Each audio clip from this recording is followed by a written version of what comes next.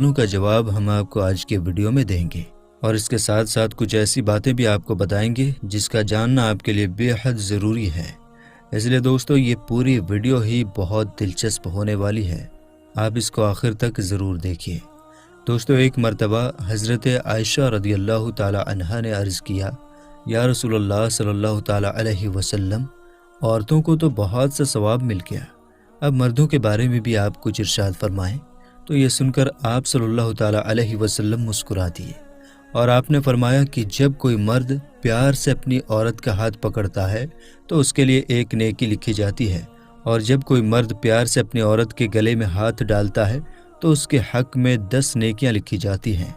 और जब वो अपनी औरत के साथ में जिमा करता है यानी कि हमबिस्तरी करता है तो दुनिया व माफिया से अफजल हो जाता है, और जब वो गुस्ल करता है तो उसके बदन के जिस जिस बाल पर से पानी गुजरता है तो उसके लिए हर एक बाल के बदले में एक नेकी लिखी जाती है, और उसका एक गुनाह माफ़ हो जाता है और उसका एक दर्जा भी बुलंद कर दिया जाता है। और बेशक अल्लाह ताला इस पर फ़ख्र करता है और अपने फरिश्तों से फरमाता है कि मेरे बंदे की तरफ देखो, ऐसी सर्द रात में भी गुस्ल जनाबत के लिए उठा है, और वो इस बात पर यकीन भी रखता है कि मैं उसका रब हूँ। ऐ फरिश्तों, तुम इस बात का गवाह रहना कि मैंने उसको बख्श दिया है। मगर अब सवाल आता है कि क्या जुमे के दिन भी मियाँ बीवी का जिमा करने की कोई फजीलत है? ये एक ऐसा सवाल है जिसके बारे में आम तौर पर किसी से पूछना सही नहीं समझा जाता, लेकिन इसके बारे में हर मुसलमान को मालूम होना बहुत ज़रूरी है। अब इस सवाल का जवाब क्या है, इसके बारे में उलमा इकराम का क्या कहना है और इस हवाले से हदीस पाक में क्या बयान आया है, आज की इस वीडियो में हम आपको इन सारी बातों की जानकारी देने वाले हैं। इसलिए आज की ये वीडियो आप सभी के लिए बहुत ही ज़्यादा ख़ास है। अगर आप शादीशुदा हैं तो आप इस वीडियो को आखिर तक ज़रूर देखें और मेहरबानी करके इसे शेयर भी कर दें ताकि और भी लोगों के पास ये वीडियो पहुंच जाए। तो चलिए दोस्तों शुरू करते हैं। दोस्तों एक मर्तबा एक औरत अल्लाह के प्यारे नबी की बारगाह में हाजिर हुई और आकर उस औरत ने एक ऐसा सवाल कर दिया कि जिसको सुनकर वहाँ पर मौजूद सभी लोगों ने फ़ौरन ही अपना चेहरा घुमा लिया, क्योंकि उन सबको हया आ गई, उन सब लोगों को शर्म आ गई। दरअसल वो सवाल ये था कि उस औरत ने आकर अल्लाह के प्यारे नबी से पूछा, या रसूलुल्लाह सल्लल्लाहु ताला अलैहि वसल्लम, मेरे माँ बाप आप पर कुर्बान हों, आप मुझे ये बताएं कि क्या औरतों को हैज़ होता है? जब उसने भरी महफिल में ऐसा सवाल कर दिया तो सब लोगों ने शर्म से अपना चेहरा घुमा लिया, क्योंकि ऐसा सवाल उस वक्त के दौर में अच्छा नहीं समझा जाता था। यानी कि उस दौर में इस तरह का सवाल कोई भी किसी से नहीं पूछता था, इसको शर्मिंदगी का बाइस समझा जाता था। मगर अल्लाह के प्यारे नबी सल्लल्लाहु ताला अलैहि वसल्लम ने इस भरम को तोड़ते हुए उस औरत को जवाब दिया। आपने फरमाया कि हाँ, औरतों को हैज़ आता है। तो दोस्तों इस हदीस पाक से पता चलता है कि इस्लाम के अंदर इस तरह के सवाल करने में कोई हर्ज नहीं है जिनका ताल्लुक किसी भी तरह से जिस्मानी कैफियत के साथ हो। ऐसा सवाल पूछने में इंसान को कभी भी शर्म या आड़ नहीं करनी चाहिए, क्योंकि शर्म या आड़ के चक्कर में कई बार इंसान ऐसे बहुत सारी नेमतों से महरूम रह जाता है जिनका उसको सवाब मिलना होता है। और दोस्तों लोगों में ये भी बात बहुत मशहूर है कि जुमे के दिन बीवी से हमबिस्तरी करने की कोई ख़ास अहमियत नहीं है, इसका कोई भी सवाब नहीं है। तो हम आपको बता दें कि ऐसा कहना गलत होगा, क्योंकि इस हवाले से एक रिवायत का जिक्र किया जाता है, और वो रिवायत ये है कि हज़रत अबू हुरैरा रदियल्लाहु ताला अन्हु से रिवायत है कि अल्लाह के प्यारे नबी सल्लल्लाहु ताला अलैहि वसल्लम ने इरशाद फरमाया कि अगर तुम में से कोई परेशान हाल है, कोई परेशान हो गया है, तो उसको चाहिए कि वो अपनी बीवी के साथ हर जुमे को हमबिस्तरी करे, क्योंकि उसका एक अज्र गुस्ल करने का है और दूसरी उसकी बीवी के गुस्ल करने का है। अल्लाह के प्यारे नबी सल्लल्लाहु ताला अलैहि वसल्लम ने फरमाया कि इस हदीस पाक के मुताबिक जो शख्स जुमे के दिन जनाबत के गुस्ल को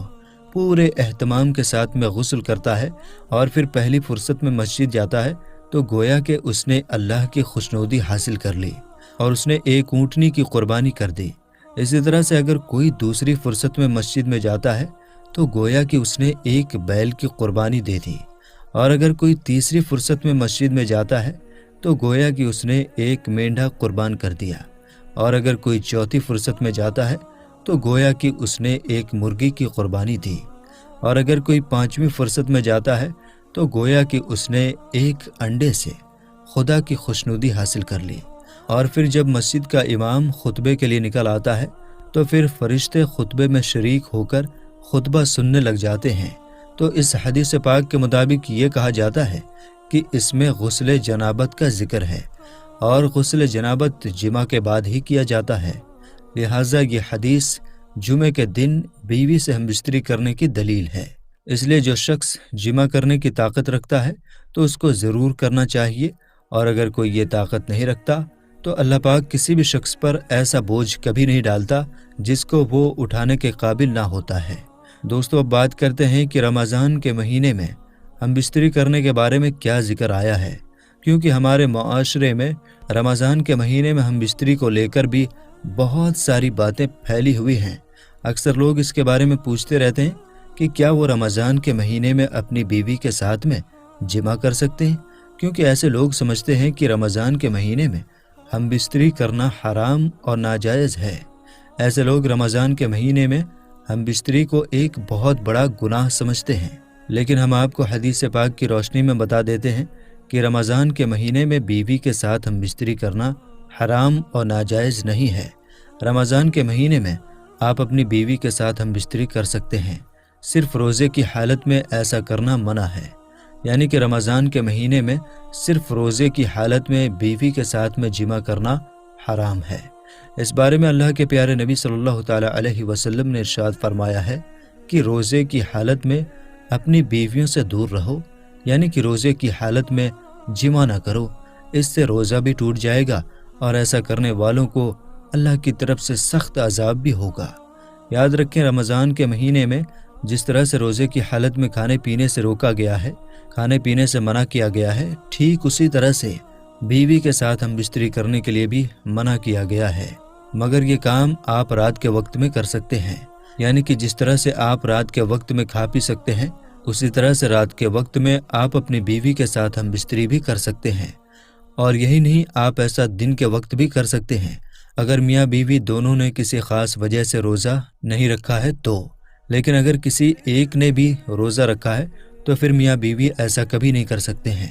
مطلب کہ روزے کی حالت میں ہم بستری کرنا سخت گناہ اور حرام کا کام ہے۔ دوستو، اب آپ کو بتاتے ہیں کہ جو عورتیں اپنے شوہر کو ہم بستری کے لیے منع کرتی ہیں، ان کے لیے اللہ کے پیارے نبی نے کیا فرمایا ہے۔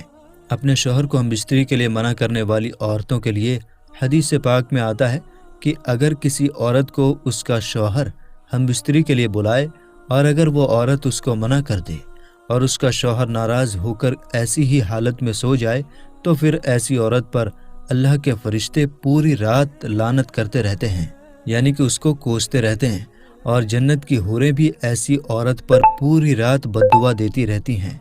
اس کا مطلب یہ ہے کہ جو عورت اپنے شوہر کو ہم بستری کے لیے بنا کسی شرعی وجہ سے منع کر دیتی ہیں تو ایسی عورت سخت گنہگار ہوتی ہیں، اور کل قیامت کے دن ایسی عورت کو سخت سزا ملے گی۔ حضرت ابو ہریرہ رضی اللہ تعالی عنہ سے روایت ہے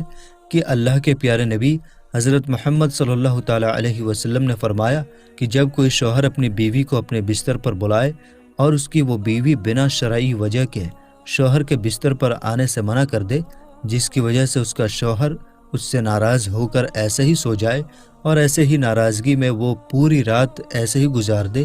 ایسی عورت پر اللہ کے فرشتے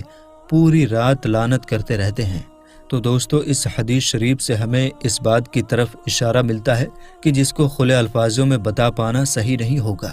کیونکہ عقل مند کے لیے تو ایک اشارہ ہی کافی ہوتا ہے۔ اس لیے عورتیں اس بات کے بارے میں اچھی طرح سے سمجھ گئی ہوں گی